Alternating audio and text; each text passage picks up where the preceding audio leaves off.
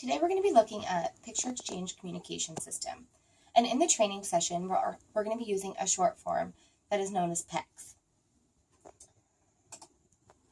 Learning objectives in the training session today involve Introduction to Autism Spectrum Disorder, why communication is difficult for someone with ASD, Introduction to PECS. We're going to look at the pros and cons of PECS and how to create and implement a picture exchange communication system with your child.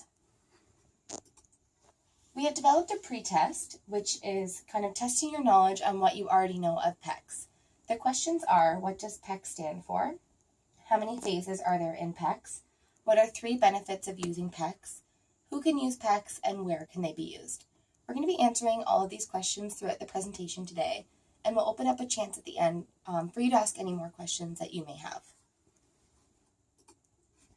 Introduction to Autism Spectrum Disorder has 2 diagnostic criteria, and they are social interaction and communication, and repetitive and stereotypical patterns of behavior. Briefly, we'll go over all of the sub-criteria to you, just to give you an overview of autism spectrum disorder. So social emotional reciprocity looks at how a person's social approach of normal back and forth conversation. And it also looks at how much an individual responds when social prompts are delivered to them. Nonverbal communicative behaviors used for social interaction focuses on the facial expressions that they may portray. So this could be eye contact or smiling. And it also looks at the verbal and nonverbal communication an individual shows and understands of social gestures. Developing, maintaining, and understanding relationships looks at how well an individual engages in and understands the relationships they are developing. It also is determined by their imaginative play, how well they make friends, and how well they adjust their behaviors to various social contexts. Repetitive and stereotypical patterns of behavior has 4 sub-criteria. Stereotypy or repetitive motor movements, use of objects or speech, focuses on motor movements such as lining up toys, flapping their hands, or flipping objects that they may have with them.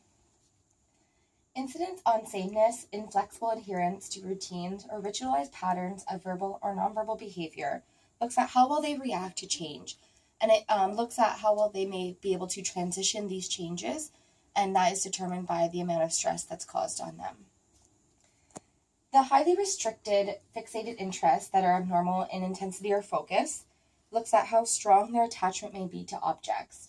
So an individual with autism may really like Lego, and they can hoard these pieces with them in their pockets, or they may line them up by their bed. But they look at the Lego as an object rather than a toy where they could build structures with them.